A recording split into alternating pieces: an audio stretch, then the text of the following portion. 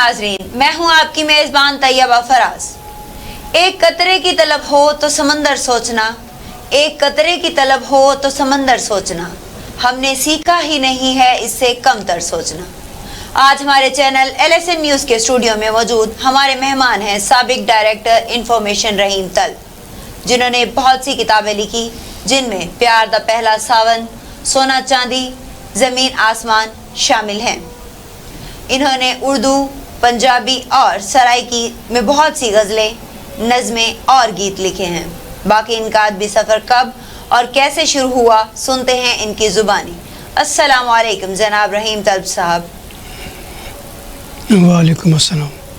मेरा अदबी सफ़र जी, जिस तरह मैं बचपन में मुझे बड़ा शौक़ था, रेडियो पे जिस तरह वो गीत नशर होते थे उनसे मैं बड़ा इंस्पायर होता था। तो हाई स्कूल के ज़माने में जब मैं मैट्रिक में पहुंचा तो फिर मुझे शायरी का बहुत ज़्यादा शौक़ ज़्यादा हो गया। तो मैं उस्ताद उस वक्त के जो अहमदपुर शरीके में एक बड़े शायर थे, दबीर अल मुल्क नकवी अहमदपुरी, जो मुल्क के नामवर अदीब और शायर अहमद नदीम कासमी साहब के क्लास फेलो भी थे, मैं उनका शागिर्द हुआ।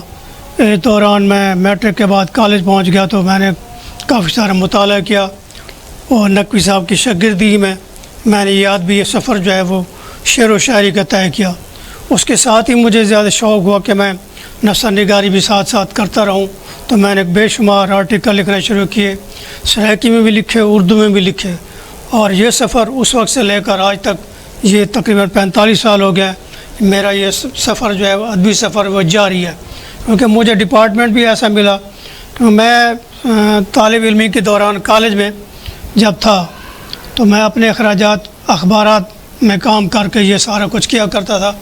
अखबारात मुझे मुयस्सर थे, अखबारात का मीडिया जो है वो मेरे लिए खुला था। मैं उसमें मेरे आर्टिकल, गज़लें, नज़में, ये सारी चीज़ें शाया हुआ करती थी। तो इस दौरान मेरी एक पहली किताब जो है वो भी शाया हो गई। आपने किताबों का जिक्र किया है तो मैं बताता चलूँ, मेरी सबसे पहली किताब जो है वो आई थी नज़मों की किताब, प्यार दा पहला सावन। तो इसमें मेरी नसरी नज़में थी। फिर उसके बाद एक और किताब आई सोना चांदी, इसमें माये, दौड़े, लोक सिनफ़ें वगैरह और गीत वगैरह और चंद गज़ल नज़में ये भी शामिल थी। फिर उसके बाद मैंने इस दौरान FSC करने के बाद तो मैंने देखा मेरे पास टाइम है तो मैंने दीवान फरीद को पढ़ा, खंगाला। तो उसमें से मैंने मुख्तलिफ़ मौज़ूआत पर मुख्तलिफ़ आर्टिकल लिखे। और वो सराइकी मीडिया में मैंने पहली किताब अपनी मुरतब की सुखन फरीदा, हज़रत ख्वाजा ग़ुलाम फ़रीद रहमतुल्लाह अलैह पर। इससे पहले जो है वो अंग्रेज़ी में भी किताबें थी, उर्दू में भी थी, पंजाबी में भी थी, लेकिन जिस ज़बान के शायर थे उस ज़बान में उन पर तनकीदी किताब नहीं थी। ये सबसे पहले मैंने मुरतब की थी सुखन फरीदा। उसके साथ ही मेरी एक और किताब आई जो मेरी सर्विस भी हो गई। मैं इंफॉर्मेशन अफसर के तौर पर लाहौर वहाँ तैनात हो गया, महकमा ताल्लुकात के सूबाई हेड क्वार्टर पर। तो वहाँ से मैंने और मज़ीद अपना सफ़र जारी रखा। तो ये किताब मेरी ड्रामों की किताब आई, ज़मीन आसमान, जिसमें मेरे सराइकी ड्रामे थे, रेडियो ड्रामे, कुछ मैंने TV के लिए लिखे थे, वो भी उसमें शामिल हैं। फिर इसके बाद आख्या मुबारक शाह, एक किताब जो है वो उस शरीफ के एक पुराने ज़माने कदीम शायर थे 100 साल पहले के, उनके बारे में मैंने खोजकारी की, मैंने उनका कलाम मुरतब किया। तो उस कलाम को पंजाबी अदबी बोर्ड लाहौर उन्होंने शाया किया। उस वक्त के सेक्रेटरी थे आसिफ खान, उन्होंने मुझसे वो मसौदा मांग लिया और उन्होंने वो शाया कर दिया था। फिर इस दौरान मैंने एक और किताब भी लिखी थी तालिब इल्मी के दौरान कि perception of God and universe, अल्लाह का इदराक और कायनात के हवाले से हम अल्लाह को कैसे पहचान सकते हैं, अल्लाह के इदराक कैसे कर सकते हैं। तो इस दौरान मैंने ये भी एक किताब छोटी सी मुरतब की थी, लिखी थी, मतलब ये कोई 80 सफ़े की होगी इंग्लिश में। और इसके बाद मेरी और 2 किताबें आईं। मेरी नज़मों का तर्जमा फ्राम दी सतलुज बैंक, यानी सतलुज के कंढे थे, यानी सतलुज के किनारे से, उर्दू में इसका तर्जमा ये है। तो ये तर्जमा जो है मेरी नज़मों का, सराइकी नज़मों का तर्जमा रमज़ान बाबर ने किया। फिर उसके बाद एक और किताब आई, اس کی میں سرائکی نظمیں جو میں نے لکھی تھی وہ تصویروں پہ لکھی تھی. ایک نیا تجربہ سرائکی ادب میں نے کیا تھا کہ تصویر کو دیکھ کر آپ کے ذہن میں جو فعل بدی خیالات ابھرتے ہیں تو اس کو آپ کیسے دیکھتے ہیں، وہ میں نے نظمیں لکھی. اس کا نام تھا یوں ہی سچ سرائکی میں، اور انگریزی میں اس کا ترجمہ کیا تھا شیخ سعید صاحب نے، جو ایک CSP آفیسر ہیں، آج کل بھی ایک بہت بڑے عہدے پہ اسلام آباد میں تعینات ہیں، بلکہ ڈائریکٹر جنرل ریڈیو پاکستان ہیں. تو انہوں نے اس کا ترجمہ کیا تھا انگریزی میں، اور اس کے ساتھ ہی ان کی معاونت کی تھی اجمل بھٹی صاحب نے. تو یہ بھی نظمیں تھیں. اس طرح میرا ایک سفر جو ہے وہ جاری ہے اور آج تک یہ چل رہا ہے. فیس بک پر بھی میں روزانہ تقریباً 10 سال سے اپنا کلام اردو، سرائکی، پنجابی اور مختلف مضامین جو ہے وہ میں روزانہ فیس بک پہ پوسٹ کر دیتا ہوں. تازہ ترین مٹیریل جو ہے جو روزانہ کی بنیاد پر، جس طرح روز کوئی کالم لکھتا ہے اسی طرح میں روزانہ کی بنیاد پر غزلیں، نظمیں، گیت، سرائکی، اردو، پنجابی اور آرٹیکل وغیرہ یہ سارے فیس بک پہ میں چھوڑ دیتا ہوں. کیونکہ اب ہمارے پاس پرنٹ میڈیا جو ہے وہ ناپید ہو رہا ہے. پرنٹ میڈیا کی مارکیٹ بالکل ختم ہو کر رہ گئی ہے. اب جو عالمگیر میڈیا ہے وہ یہی ڈیجیٹل میڈیا ہے جس میں ہم فیس بک کو استعمال کر رہے ہیں. تو فیس بک جو ہے اس سے دنیا اب جڑی ہوئی ہے، مشرق سے مغرب. یہ تمام لوگ جو ہے وہ ایک دوسرے سے جڑے ہوئے ہیں اور ایک دوسرے کے خیالات سے مستفید ہو رہے ہیں اور مطالعہ بھی کر رہے ہیں، ایک دوسرے سے آگاہی بھی حاصل کر رہے ہیں. جی صحیح.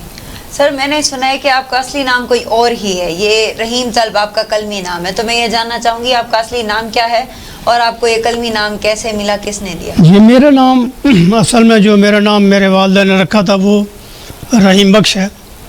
اور جب میں کالج میں ہائی اسکول میں تھا بتایا کہ جب مجھے شعر و شاعری کا شوق ہوا، میرے استاد محترم دبیر الملک نقوی احمد پوری صاحب نے میرا نیا نام رکھنے کے لیے انہوں نے مجھے کہا. تو اس سے پہلے میں کلمی نام جو ہے وہ رحیم بخش اسیر اور پھر اس کے بعد رے بے طلب کے نام سے بھی لکھتا رہا. لیکن بعد میں جب نقوی صاحب نے کہا جی آپ اپنا نام کوئی اچھا سا لکھ لیں تو انہوں نے پھر میرا نام خود ہی رکھا. انہوں نے کہا جی آپ آج سے اپنا نام جو ہے وہ رحیم طلب لکھا کریں.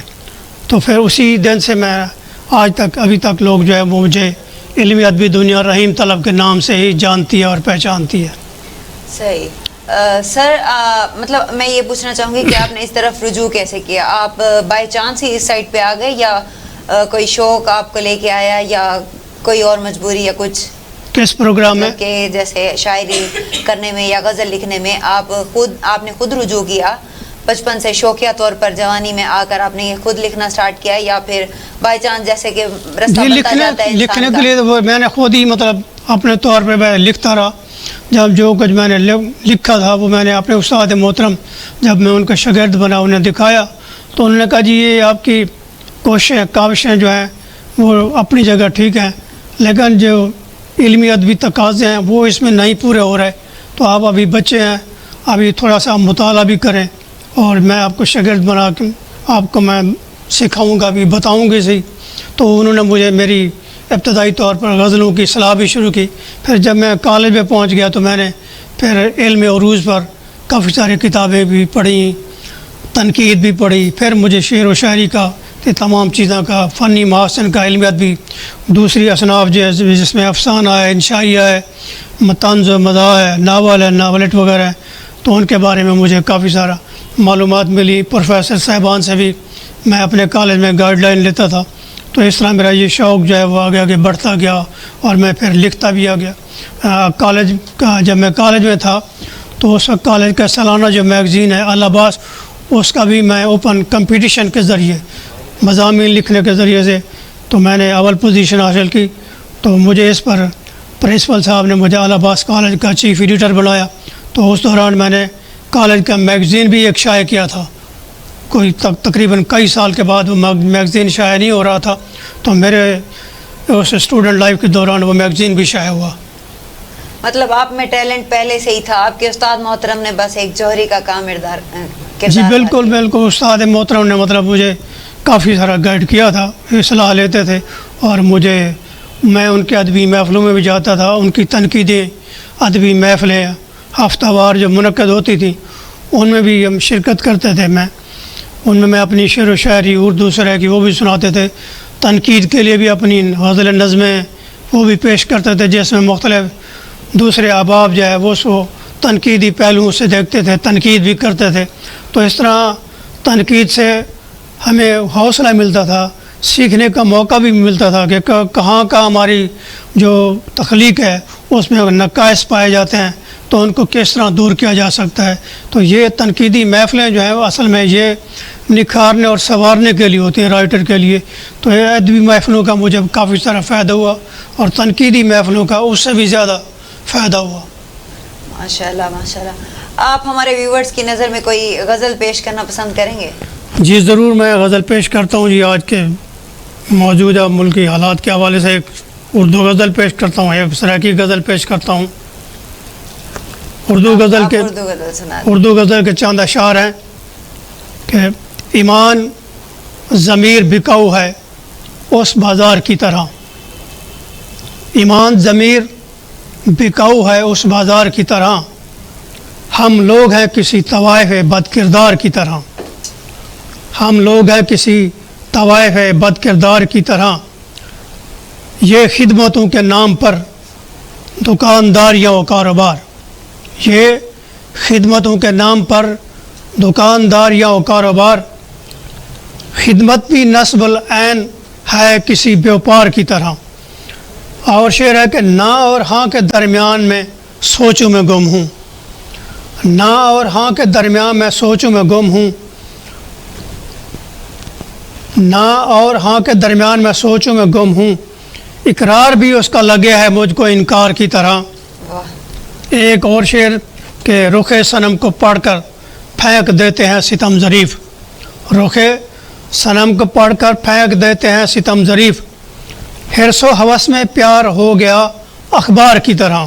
اور آخری شعر ہے کہ کرنے نہیں دوں گا کسی کو نا انصافی کسی سے، کرنے نہیں دوں گا کسی کو نا انصافی کسی سے، میں ہوں طلب حق کے قبیلے کی سردار کی طرح. میں ہوں طلب حق کے قبیلے کے سردار کی طرح. کمال. ایمان ضمیر بکاؤ ہے اس بازار کی طرح، ہم لوگ ہیں کسی طوائف بد کردار کی طرح. اور سرائکی غزل پیش کرتا ہوں کہ سرائکی کے چند اشعار غزل کے کہ اساں حق سچ دے پاندی ہیں علاوہ سچ تو چکڑانی. اساں حق سچ دے پاندی ہیں علاوہ سچ تو چکڑانی، قسم شودے غریباں دی یزید اگوں تا جھکنا نہیں. عمر ساری لہو پیتے اسالہ جائیں جائیں جابر نے، عمر ساری لہو پیتے اسالہ جائیں جائیں جابر نے، ہوندی نرگٹ تے ہاتھ پیسوں جے تائیں سا مکنا نہیں.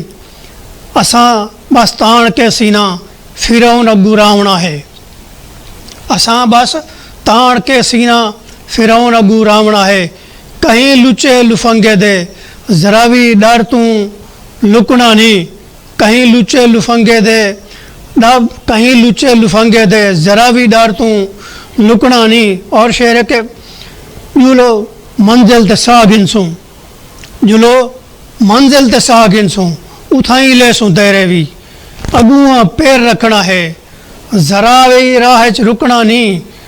آخری شعر ہے کہ اساں منزل لو تنسوں پہ، اساں منزل لو تنسوں پہ، اساں منزل لو تنسوں پہ، پچھا وال تے کیا دیکھن، اساں منزل لو تنسوں پہ پچھا وال تے کیا دیکھن، بھاویں پیریں بچھا لے ہن، بھاویں پیریں بچھا لے ہن، طلب بھی پھل لکھنا نہیں. اساں حق سچ تے پاندی ہیں علاوہ سچ تو چکنا نہیں، قسم شودے غریباں دی یزید اگوں تا جھکنا نہیں. کمال. ایک شعر اگر آپ کرے سو تو جو ہے کہ سرائکی دا ایک گیت ہے تبلے دے بول دوتے کہ دل میرا بولے ترکٹ دھنا دھا دن دینا تاتینا. یہ تبلے دے بول جو میں تو سننا پیا جنہوں مطلب یہ میرا میں اپنے گیت دے جڑے مکھڑے چ استعمال کرنا پیا کہ دل میرا بولے ترکٹ دھنا دھا دن دینا تاتینا. اگیں دے انترے ہیں کہ بھیرویں دے وچ گیت بناواں جھومر تال تے آپ میں گاواں، بھیرویں دے وچ گیت بناواں झुमर ताल ते आप मैं गावां हर मारते ना तेरा गिना दिल मेरा बोले त्रिकड़ दिना धा दिन दिना ता दिन तिना। अगे शेर इंदा भी है अंतरा है कि मैंग मलार ते मियाँ दी टोडी लै तेरी दम खेडन कौड़ी सुर संगीत ना सुनिया किन्ना दिल मेरा बोले त्रिकड़ दिना धा दिन दिना ता दिन तिना। अगे भी इंदा अंतरा है कि तेरा रूप नशीला दिस दे हर एक अंग सुरीला दिस दे। तेरा रूप नशीला दिस दे हर एक अंग सुरीला दिस दे। तेरी टोर तो लै मैं पिना दिल मेरा बोले त्रिकड़ दिना धा दिन तिना ता दिन तिना। ये गीत दा आखिरी अंतर है कि दिल चंद्रे को तलब नचावे ढली रात को मारवा गावे जंगल बेले सुनिया जिन्ना दिल मेरा बोले त्रिकड़ दिना धा दिन तिना ता दिन तिना। कमाल करते हैं सर। सर मैं आपसे ये पूछना चाहूँगी कि क्या आज से पहले आपने कहीं प्रोग्राम किया और किया है तो कहाँ किया है? मैंने ये रेडियो पाकिस्तान में काफ़ी सारे प्रोग्राम किया है। पाकिस्तान टेलीविज़न पर भी काफ़ी सारे प्रोग्राम इस तरह के टॉक शोज़ में अदबी प्रोग्राम में शिरकत की। सर आपने इतना अरसा हुकूमत के लिए सर्व किया और उनकी मुलाजमत में रहे, फिर भी आज आप किराए के मकान में रह रहे हैं और आपके पास कोई सवारी भी नहीं, तो इसकी क्या वजह है, आप बताना पसंद करेंगे? बस ये एक दयानतदार अफीसर, आपको पता है कि दयानतदारी से ज़िंदगी गुजारना वो इसी तरह होती है, दयानतदारी और सादगी से ज़िंदगी गुजारना ये शुरू से मेरी एक आदत है और मेरा ज़िंदगी का वतीरा भी है। तो मुझे ये मसनूई किस्म का स्टेटस और ये मसनूई किस्म का तसन्नुफ़ बनावट वगैरह ये पसंद नहीं है। मैं सादगी पसंद हूँ और सादा ज़िंदगी गुजारता हूँ और आवाम में रहता हूँ, आवाम से हूँ, आवाम में रहता हूँ। तो मैं इंशाअल्लाह अल्लाह ताला मुझे तमाम ये मसाइल जल्द दे देगा। सही।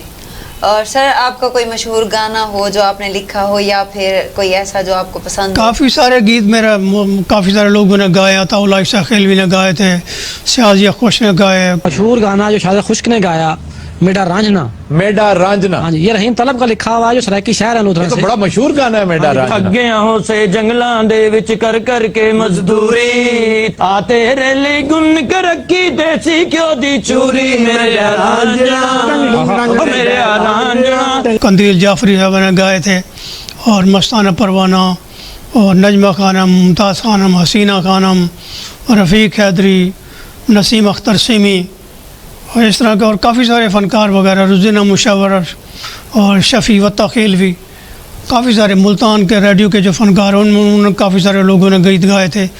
और ये भावलपुर के काफ़ी सारे फ़नकार जो हैं उन्होंने काफ़ी सारे गीत गाए और रेडियो भावलपुर से और मुल्तान से नशर होते रहे। जब ऑडियो कैसेट का ज़माना था, सीडी का ज़माना था, उस वक्त काफ़ी गुलकारों ने गीत मेरे अपने ऑडियो और उन्हें सीडी में उन्होंने रिकॉर्ड करवाया और मार्केट में उस वक्त चलते थे। अब ये डिजिटल दौर आ गया है तो वो ऑडियो का सिस्टम जो है वो ख़त्म हो गया है। ऑडियो रिकॉर्डिंग वगैरह का जो टेप रिकॉर्डिंग था। उम्मीद है कि आपको आज का प्रोग्राम अच्छा लगा होगा। सर ने आज आकर हमारे स्टूडियो को चार चांद लगा दिए और तब तक आप इंतज़ार कीजिए, हम बहुत जल्द मिलते हैं आपसे एक नई हस्ती के साथ। तब तक आप हमारे चैनल को लाइक और सब्सक्राइब कीजिए। इसी के साथ मैं आपसे इजाज़त तलब करती हूँ। खुदा हाफिज़।